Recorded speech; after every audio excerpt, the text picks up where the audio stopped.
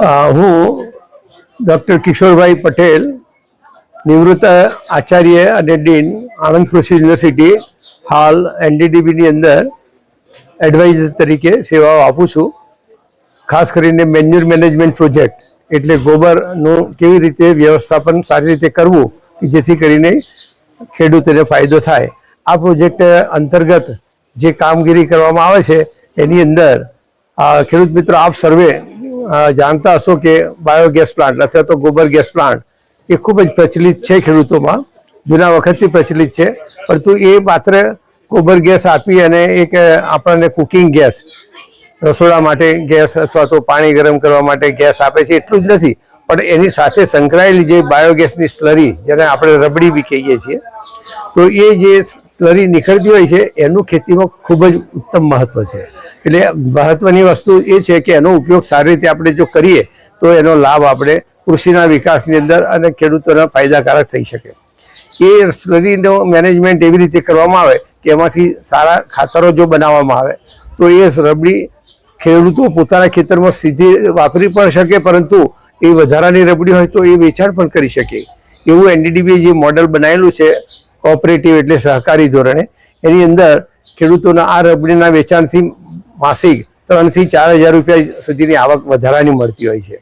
અથવા તો એ રબડીની ગુણવત્તા સારી હોવાથી કૃષિની અંદર સીધો ઉપયોગ કરવામાં આવે તો પણ એના જમીનની અંદર પોષક તત્વો સારા મળી શકે, જમીનનું પ્રત સુધરી શકે, બંધારણ સુધરી શકે અને ખેડૂતોની જમીનનું સ્વાસ્થ્ય સારું થવાથી પાક ઉત્પાદન પણ ગુણવત્તાવાળું સારું મેળવી શકાતું હોય છે. એ સિવાય એ રબડી જે કલેક્ટ કરવામાં આવતી હોય છે સહકારી ધોરણે, તો એના પ્રોસેસિંગ યુનિટની અંદરથી એમાંથી સોલિડ એટલે કે ઘન પદાર્થો અને પ્રવાહી પદાર્થો છૂટા પાડવામાં આવે છે, જે પણ નેચરલ જ છે, કારણ કે ગાય અથવા ભેંસના ગોબરમાંથી આપણને તે મળે છે. એટલે એની ગુણવત્તા પણ સારી હોય છે. એટલે એ ઘન પદાર્થોનો પણ ખેતીની અંદર ખાતર તરીકે ઉપયોગમાં લેવામાં આવે છે. એનું મૂલ્યવર્ધન કરીને પ્રોમ જેવા ફોસ્ફેટ યુક્ત ખાતરોની અવેજીમાં વપરાય તેવા ખાતરો બનાવી શકાય છે અને તે ખૂબ ઉપયોગી છે. અને પ્રવાહી જે રહેલ છે એ પ્રવાહીનો પણ ઉપયોગ એમાં ગુણવત્તા વધારવા માટે, એનું મૂલ્યવર્ધન કરવા માટે જરૂરી ઉપયુક્ત પદાર્થો ઉમેરી અને એ પણ ખેડૂતો એના ખેતીમાં ઉપયોગ કરી શકે. તો આ રીતે આપણને ગોબર ગેસના પ્લાન્ટમાંથી ગોબર ગેસની ઉપરાંત રબડીમાંથી વિવિધ પદાર્થો બનાવીને એનો ઉપયોગ ખેતીમાં કરી અને ખેડૂતો વધુ સારો ફાયદો મેળવી અને પોતાની જમીનનું સ્વાસ્થ્ય સુધારી શકે છે અને સાથે સાથે કુટુંબનું અને સરવાળે પશુઓનું પણ સ્વાસ્થ્ય સુધરે છે અને પર્યાવરણનો મોટામાં મોટો ફાયદો થાય છે. નમસ્કાર, વંદે માતરમ, વંદે ગો માતરમ. હું ધન્યવાદ કહીશ માનનીય કાંતિ કાકા અને થોરડી લોક વિદ્યાલયમાં મને મોકો મળ્યો અને કેપીભાઈને. બિલકુલ ગૌ આધારિત કૃષિ એવી હોવી જોઈએ કે જેનું ઉત્પાદન ખૂબ ઊંચું હોય, ગુણવત્તા ખૂબ ઊંચી હોય અને નફો ખૂબ ઊંચો હોય. નહીં તો ખેડૂતને ખેતી કરવામાં ઘણી બધી તકલીફો પડી રહી છે. તો અમે એવી પદ્ધતિ તૈયાર કરી હતી, એ અમને અહીંયા વાત મૂકવાનો મોકો મળ્યો અને ઓલરેડી અમે અનુભવ આપણા 22 રાજ્યોમાં વહેંચી ચૂક્યા છીએ કે 7 જ દિવસમાં યુરિયા, ડીએપી, પેસ્ટિસાઇડ્સ બંધ થઈ શકે, ઉત્પાદન કેમિકલ જેટલું એનાથી દોઢું ડબલ અને 3 ગણું પણ લઈ શકાય છે. તો આવા ઉત્પાદનના અનુભૂત પ્રયોગો કેવી રીતે કરવું જોઈએ? દેશી ગાયનું છાણ જ મેઇન પ્રોડક્ટ બને, દૂધ બાય પ્રોડક્ટ બની જાય. એ છાણને અમે ગૌકૃપા અમૃતમ કરીને બેક્ટેરિયા તૈયાર કર્યા છે, એની પર નાખીએ એટલે અળસિયાના ખાતર કરતા સારું બની જાય.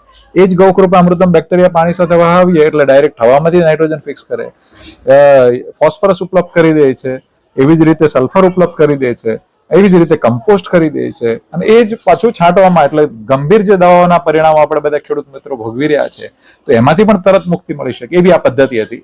અને એ પદ્ધતિનો અમારો જે બહોળો અનુભવ જે હતો કે દરેક માટી, કાળી, ચીકણી, રેતીલી, દરેક માટીમાં કામ થઈ શકે. દરેક પાણી 1200 TDS ઉપર અમુક પાકો થવા બહુ મુશ્કેલ હોય, અમે 1800 TDS, 3500 TDS માં પણ આ કરીને બતાવ્યું છે. એટલે ગૌ માતાનું છાણ મેઇન પ્રોડક્ટ થઈ જાય, એના નંદી હોય કે ગાય હોય બધાનું છાણ જ મુખ્ય પ્રોડક્ટ થઈ જાય એટલે ક્યારેય એની ઉપર નજર આપણી ઊંચી નીચી ન થાય અને સાચા રિયલમાં એને સન્માન આપીને જો આપણે ઘરમાં આવું ઉત્પાદન મેળવી શકીએ પ્રતિ એકર 1 લાખથી લઈને 10 લાખ સુધી, તો ક્યારેય ખેડૂતનો દીકરો શહેર તરફ નજર નહીં દોડાવે, એને સ્વાભિમાનથી ગામડે અહીંયા ઉભા થઈ જશે, એને જમીન નહીં વેચવી પડે, એમનું સ્વાસ્થ્ય જળવાશે, એમનું પરિવાર બચશે અને સાથે સાત્વિક ભોજન, જે દુનિયાની 33% ઇકોનોમી હતી ભારત 200 વર્ષ પહેલા, તો આપણે ઘી, મસાલા, રૂ એ બધું એક્સપોર્ટ કરતા હતા, મરી મસાલા એક્સપોર્ટ કરતા હતા, શુભ લક્ષ્મી આવતી હતી. એ જ ચિંતન સાથે હું પાછી આ વાત મૂકી રહ્યો છું કે વધુ ગાય, વધુ છાણ, વધુ ગૌકૃપા અમૃતમ અને એટલી જ જમીનમાંથી ડબલ થી ટ્રિપલ ઉત્પાદન લઈએ. રોપાનો તો ખર્ચ એટલો જ લાગવાનો છે, મજૂરી એટલી જ લાગવાની છે. તો આવો મિત્રો એવી મળીને ખેતી કરીએ કે જેનાથી સાત્વિક સમાધાન, મધમાખીઓ વધે, માઇક્રોબ્સ વધે, અળસિયાઓ વધે, બધાનું સ્વાસ્થ્ય સારું રહે, નફો વધે. એટલે ખેડૂત મિત્રો આ પદ્ધતિ ગમે ત્યારે સમજવી હોય, શીખવી હોય તો બિલકુલ આ લોકશાળાઓમાં, લોકભારતી સણોસરામાં તે બહુ સરસ રીતે ત્યાં આવડી વાતનો મેળ કરી શકશો. અને અમારે ત્યાં અમદાવાદ બંસીગીર ગૌશાળા, અમદાવાદમાં આપણી ગૌશાળા છે, ત્યાં નિઃશુલ્ક ભોજન સાથે આપણે શિબિર શીખવાડતા હોઈએ છીએ. એક દિવસની શિબિર હોય છે. ગોપાલભાઈ સુતરિયા નાખીને આ તમે નાખશો બંસીગીર ગૌશાળા એટલે આવી જશે. ત્યાં તમે નોંધાઈને ગમે ત્યારે આ શિબિરનો લાભ લઈ શકો છો. આવો મળીને એક સાચું ભારત, ભારત જ્ઞાનમાં રત જે વાત હતી એને મળીને આપણે આગળ વધીએ અને વિશ્વને સાચો સંદેશો સાત્વિક રીતે આપણે આગળ વધી શકીએ છીએ. એ રીતના વિકાસ સાથે આપણે વધુ આગળ વધીએ. ધન્યવાદ.